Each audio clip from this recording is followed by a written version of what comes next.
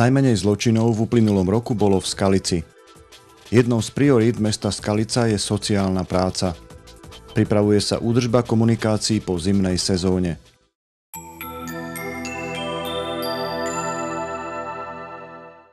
Najbezpečnejšie sa ľuďom žije v okresoch Kežmarok, Svidník, Pezinok či Skalica. Je Skalica bezpečným mestom? Z môjho pohľadu určite áno. V Skalici sa za uplynulý rok v oficiálnych policajných štatistikách udialo najmenej zločinov. Keď si občania pamätajú, tak ja som kedysi povedal, že vlastne čo si aj vážim na Skalici je to, že vlastne ľudia povedia, sa tu cítia bezpečne, sa neboja chodiť v noci. Takže určite som to zobral pozitívne. Myslím si, že je to naozaj výsledok a patrí aj poďakovanie mestskej polícii, určite aj štátnej polícii. Vlastne každý pondelok ráno sa stretávame, preberáme situáciu, ktorá je, snažíme sa hlavne predchádzať veciam. To znamená, je to otázka prevencie, že som veľmi rád a pevne verím, že to tak aj občania vnímajú, že vlastne dá sa povedať, to umiestnenie v tej ankete je výsledok takej spoločnej práce, určite to vlastne je výsledok toho, že ako sa občania stavajú k veciam. Myslím si, že som spokojný a som rád, aby nám to hlavne dlho vydržalo. Ako bezpečne sa žije obyvateľom Skalice? No mne sa zatím nic nestalo, nikto mi neublížil, tak si myslím, že áno. Cítime sa tu bezpečne, lebo chodia policajti, aj majú hlídky a ich stretávame často v ulicách. Tak akože ja si myslím, že keď tu idete po ulici, že vás by nikto nemal okradnúť, ale na výletoch, keď sme boli aj v Amsterdame, tak tam nám šahali do kapsy, takže to si myslím, že není s tým problém. No, myslím, že je dosť bezpečná. Ja to ani tak moc neberu, ja som skoro stále doma, ale akože nestalo sa mi tu nič zlé. Na poslednom zasadnutí mestského zastupiteľstva sa poslanci zaoberali správou mestskej polície za rok 2012. Aká je jej náplň činnosti? Mestská polícia sa riadi zákonom číslo 564 a je tu na to, aby chránila a ochraňovala občanov mesta a ich majetok. Zároveň má jedna z náplní mestskej polície i spolupráca s obvodným oddelením a teda so štátnou políciou. Mestská polícia v Skalici má 11 členov a plus jedna sekretárka a zároveň máme tu aj chránenú dielňu z kamerového systému, kde je momentálne 5 ľudí zamestnaných. Ako vyzerala práca v minulom roku? Aké sú štatistické čísla? Ak bych mal sa vyjadriť štatistickým číslam, tak môžem povedať, že vo všetkých ukazovateľoch, ktoré sa hodnotia, i keď si myslím, že to nie je až tak strašne objektívne, ale vo všetkých ukazovateľoch nám poklesli nápady. Ide o krádeže v lámaní v obchodoch, čo je teda chváľuhodné, že ľudia tam toľko už sa nevenujú krádežám. Potom nám poklesli krádeže v poľnohospodárskych produktov cez letné mesiace a tak v spolupráci so štátnou políciou robíme akcie, ktoré sú zamerané taktiež na drobné krádeže počas letných alebo jesenných prác. Ako pomáha kamerový systém práci mestskej polície? Ja si môžem kamerový systém hodnotiť ako veľmi kvalitný a dobrý. Ide o to, že kamerový systém vám nezasahuje po celom meste, ale zasahuje nám v podstate centrum mesta, kde na základe tohoto prišlo k zníženiu priestupkov, i keď sa zdá, že to číslo 128 priestupkov je pomerne veľké, ale došlo k zníženiu o 73 priestupkov v tomto priestore. Do budúcna uvažujeme tento kamerový systém rozšíriť na celkový počet 16 kamer. Ako ste prijali správu, ktorá sa objavila v médiách, že Skalica je najbezpečnejším miestom na Slovensku? Ja si myslím, že tak, jak všetci občania, ja som ju prijal veľmi kladne, ale určite to nie je zásluha len mestskej polície, ale je to zásluha aj obvodného oddelenia policajného zboru v Skalici, pretože s týmto úzko spolupracujeme a podarilo sa nám na základe kamerového systému im pomôcť vypátrať páchateľov lúpeží, okrem jednej, kde sú pachatelia zachytení na kamery a robí sa momentálna identifikácia týchto ľudí. A ďalej je to spolupráca pri výkone hlavne nočných služieb.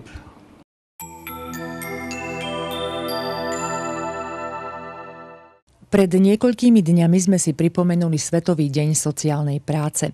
Pri tejto príležitosti sme sa trochu bližšie pozreli na to, akým spôsobom v tejto oblasti pracuje mesto Skalica. Sociálna práca, sociálna politika sú jednou z priorít tohto mesta. Ja si myslím, že dá sa povedať, neplníme úlohy v sociálnej oblasti, len ktoré nám zo zákona vyplývajú, ale určite robíme aj nadštandard. O sociálnej práci, sociálne odkázaných občanoch, sociálnych dávkach počúvame každý deň. Čo vlastne pojem sociálna práca zahŕňa? Pod sociálnou prácou si väčšina nielen občanov alebo laikov, ale už dnes aj odborníkov myslí, že je to len práca s ľuďmi, ktorí sú na niečo odkázaní, teda na pomoc niekoho iného. Súčasné trendy tej sociálnej práce sú v tom, že najmä v komunitných oblastiach alebo na obecných úradoch alebo vôbec vo verejnej správe by mal existovať sociálny pracovník, ktorý zabezpečuje alebo pomáha zabezpečovať veci sociálneho typu. Sociálny nie je len, že sociálne dávky, alebo drogovo závislí, alebo služby pre seniorov, ale je to už v modernom poňatí pracovník, ktorý pomôže rozlíšiť veci, ktoré sa dajú zariadiť, aj keď to nie je environmentalistika, alebo ekonomická záležitosť, alebo nezamestnanosť, áno, ale dávať to do kontextu, rozvíjať alebo dať na vyššiu úroveň už prácu vo verejnej správe, najmä vo verejnej správe. Štát jasne stanovuje úlohy pre samosprávy v tejto oblasti. V Skalici je navyše postarané o týrané ženy a matky v azylovom dome a o ľudí bez domova v nocľahárni. Okrem toho mesto vynaložilo nemalé finančné prostriedky na úpravu bývania pre sociálne slabšie skupiny obyvateľov. Všetky úlohy v oblasti sociálnej práce zabezpečuje oddelenie sociálnej starostlivosti a zdravotníctva Mestského úradu Skalica. Na oddelení sociálnej starostlivosti a zdravotníctva pracuje 6 sociálnych pracovníkov a 8 opatrovateliek. Venujeme sa viacerým oblastiam podľa cieľových skupín klientov a podľa kompetencií, ktoré mesto má zo zákona a ktoré vykonáva z vlastnej iniciatívy. Žiadanou formou pomoci je opatrovateľská služba.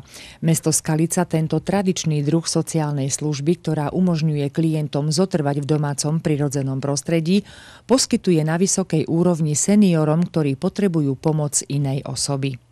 Žiadanou formou je opatrovateľská služba. Tento tradičný model opatrovateľskej služby poskytuje mesto Skalica na veľmi vysokej úrovni seniorom, ktorí sa rozhodli zotrvať vo svojom domácom prostredí a sú odkázaní na pomoc inej osoby.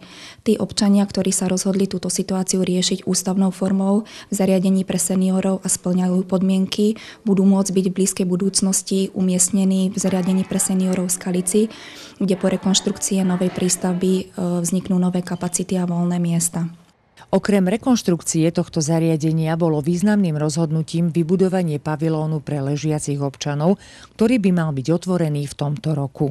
Na našom oddelení sa tiež posudzuje odkázanosť na sociálne služby, konkrétne na účely opatrovateľskej služby a na sociálnu službu v zariadení pre seniorov. V oblasti starostlivosti o rodiny v hmotnej núdzi poskytujeme príspevok jednorazovú dávku v hmotnej núdzi. Spolupodielame sa na vykonávaní opatrení sociálno-právnej ochrany detí. Finančne sa podielame na tvorbe úspor pre deti v detských domovoch. V súčasnosti sa jedná o úspory pre jedného chlapčeka. V prípadoch, ak výplata rodinných prídavkov neplní účel, mesto Skalica sa stáva osobným príjemcom vyplácania tejto štátnej sociálnej dávky. Vykonávame dohľad nad starostlivosťou a opaterou ľudí, ktorí sa starajú o zverejných nesvojprávnych občanov. Dôležitou agendou oddelenia je bývanie. Aktuálne má mesto Skalica 278 nájomných bytov vo viacerých lokalitách. V krízových situáciách sú zabezpečené sociálne služby v nocľahárni a v azylovom dome. V nocľahárni sú vytvorené podmienky pre nocľah, hygienu a ošatenie pre ľudí, ktorí z rôznych dôvodov žijú na ulici. Dôležitým rozhodnutím mesta Skalica bolo zriadenie azylového domu. V azylovom dome poskytujeme dočasné bývanie sociálnu službu pre ľudí, ktorí prišli o domov, osamelým matkám s deťmi a ľuďom, ktorí sa stali obeťami domáceho násilia.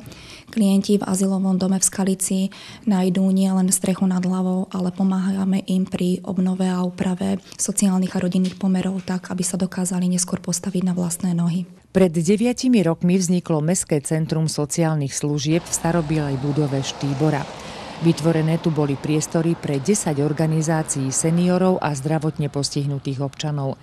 Mesto Skalica je špecifické tým, že sa rozhodlo dlhodobo podporovať finančne i priestorovo všetky organizácie združujúce seniorov a občanov s ťažkým zdravotným postihnutím. Vďaka tejto podpore majú členovia jednotlivých organizácií prístup a podmienky ku kultúrnym, spoločenským, športovým a voľnočasovým aktivitám. Pre veľa ľudí je toto miesto veľmi dôležité, pretože tu majú možnosť vzájomného stretávania, nachádzania zmyslu života, pocity potrebnosti pre seniorov, handicapovaných a osamelých ľudí.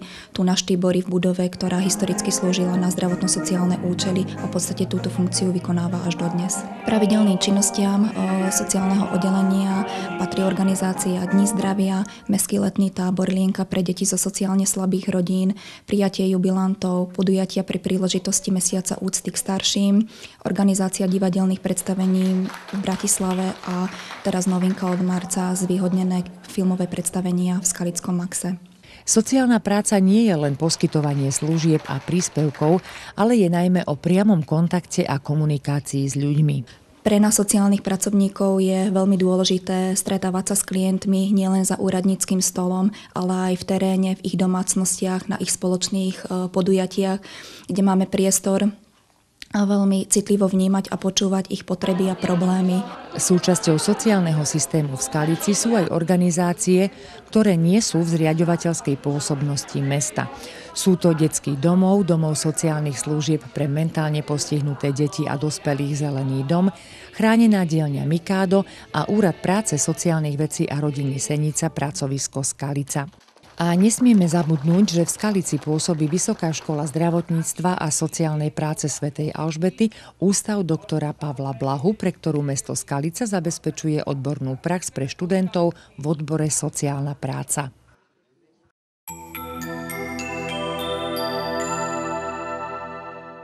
Trápia všetkých vodičov a predovšetkým po zime. Výtlky. Vytvárajú sa vzájomným pôsobením asfaltu, vody a mrazu a nezáleží, či je to diaľnica alebo miestna komunikácia. A samozrejme, ako odchádza zima, dúfajme, že už definitívne, výtlky sa objavujú všade tam, kde bola cesta dovtedy pokrytá snehom či ľadom. Máme ich aj v Skalici. Myslím, že máme tu nejaké výtlky na Vuckárskej ceste, to je na Koreskovej ulici. Sú aj na niekoľkých ďalších miestach v meste, ale našťastie nie v takom množstve, ako to vidíme na väčšine iných ciest. Aj keď je počasie týchto dní stále nevyspytateľné, opravy poškodených vozoviek sa už pripravujú. Aj v Skalici určite utrpeli touto zimou, pretože zima bola náročná, bolo veľa snehu, potrebovalo sa veľa úprav robiť, takže aj naši občania si určite všimli, že sa nám vyskytli nejaké nové výtlky, ale väčšina z nich je teda na štátnych cestách, musíme to znovu rozlišovať, čo sú štátne cesty, čo sú miestne komunikácie. My sme pred 2 rokmi začali spolupracovať s jednou firmou, ktorá vlastne opravuje výtlky tzv. Tepelnou cestou. To znamená, že tie výtlky sú zohriaté a sú zatavené, aby boli monolitné. Je to robené aj so zárukou. Takže s touto opravou sme spokojní a už aj v tomto roku máme potvrdené, že v prvých 2 týždňoch mesiaca máj majú kapacitu vyhradenú pre nás, takže prídu, tak budeme spisovať vlastne tie výtlky, ktoré je treba opraviť, takže ak aj by niekto z obyvateľov mal nejakú pripomienku alebo mal nejaký poznatok o nejakom takom výtlku na miestnej komunikácii, poprosil by som, či prostredníctvom mestskej stránky alebo priamo na správu mestského majetku dať túto informáciu, aby sme nejaký významný veľký výtlk niekde neobyšli, aby sme tieto výtlky dali tak nejako do poriadku a mám za to, že táto cesta sa potvrdzuje, že je úspešná, že vlastne tých výtlkov nám nejako nepribúda, že vlastne to, čo sa vytvorí, tak vieme opraviť a má to aj nejakú perspektívu a stabilitu. Je táto technológia vhodná na všetky opravy ciest? No, dá sa povedať, že 90% ciest v Skalici už je z asfaltobetónu a na toto táto technológia vhodná je. Bohužiaľ není vhodná tam, kde je ešte liatý asfalt, tam sa to musí robiť klasicky zalievaním. Samozrejme aj s týmto uvažujeme, ale sú aj miesta, ktoré mnohí ľudia považujú za výtlky, ale sú to vady na komunikáciách spôsobené kanalizáciou, dažďovými vpusťami. Tieto potrebujú opraviť vlastne v súvislosti s tým pripojovacím prvkom, ktorý tam je, a to je potom vo veci správcu týchto zariadení. Takže kanalizačné vpustie, respektíve revízne šachty, tie sa nahlasujú a opravuje ich Bratislavská vodárenská spoločnosť. Pokiaľ sa týka dažďových vpustí, tie sú v kompetencii mesta a snažíme sa ich opravovať my. No a potom máme ešte niekoľko rozkopávok, niekedy skorej robených, ktoré vlastne vykazujú poruchy, a tu sa snažíme prostredníctvom mestského úradu vyzvať tých, ktorí tie rozkopávky robili, aby ich odstránili na vlastné náklady, aby mesto nemuselo znášať tieto náklady. Opravy ciest vyžadujú nemalé finančné prostriedky. Aj na toto ste pripravení? Máme vyhradené prostriedky na opravu týchto komunikácií. Je to v rozsahu do 3500 eur. Takže v tomto rozsahu tie práce budú, samozrejme, ak sa niekde ukáže, že je nutné, tak môžeme zvažovať potom, že na úkor nejakých iných prác by sme urobili tie výtlky, už keď tu tá firma bude, aby sme tie cesty dali do poriadku, aby sme niekde neobchádzali potom celý rok nejaký veľký výtlk.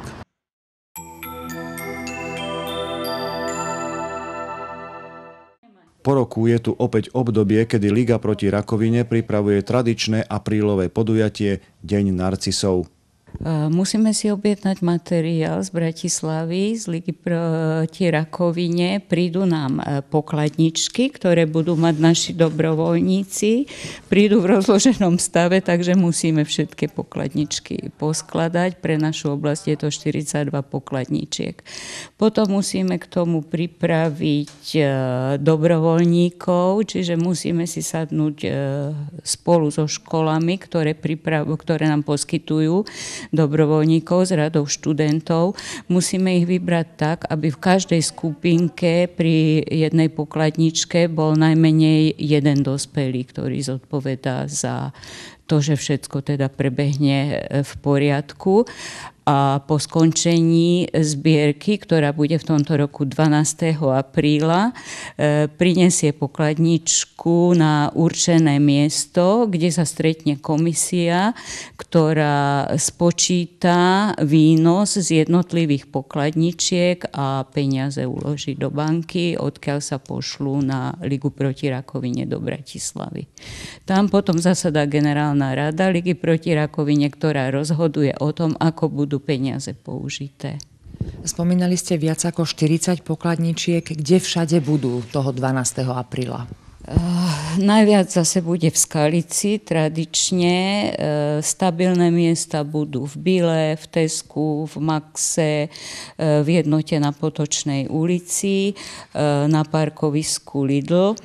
A ďalšie pokladničky budú študenti s nimi chodiť po určených uliciach a miestach, takže aj kto nepôjde na to miesto, kde sú stabilné, tak môže stretnúť dobrovoľníkov napríklad na tržnici, na autobusovom nádraží, na vlakovom nádraží a v centre mesta, ktoré je najviac frekventované chodcami.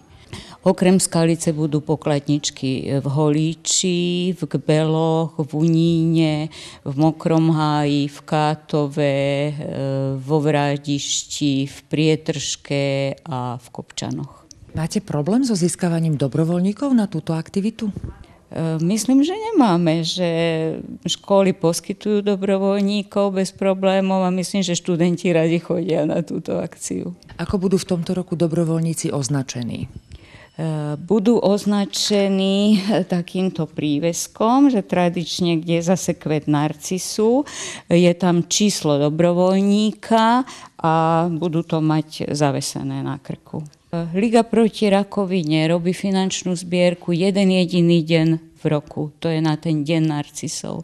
Takže všetky ostatné zbierky, ktoré sa mimo tohoto termínu organizujú, neorganizuje Liga proti rakovine a nemáme prehľad, kam potom výnosy z takýchto zbierok idú.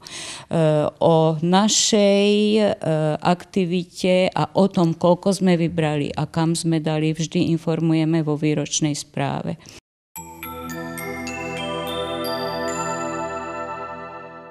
5. apríla sa uskutoční vernisáž výstavy Spomienky autorov Ľudmily a Jozefa Jelenákovcov a Viktora Motusa. Slávnostné otvorenie výstavy výtvarných prác sa začína o 16. hodine. Záhorské múzeum pripravilo aj besedu nad knihami z produkcie nakladateľstva Albert spojenú s vystúpením horňáckeho mužského zboru z Veľkej nad Veličkou.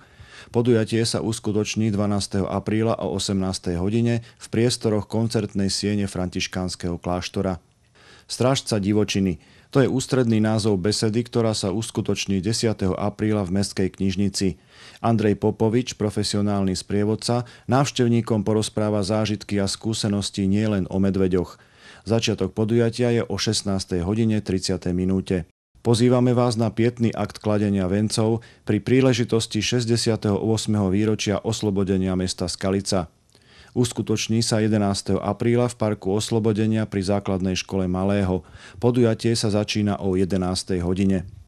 Avizujeme aj podujatie Šlágerparáda, ktoré sa uskutoční 14. apríla v Dome kultúry. V hudobno-zábavnom programe sa predstavia skupiny Progres a duo Sonet.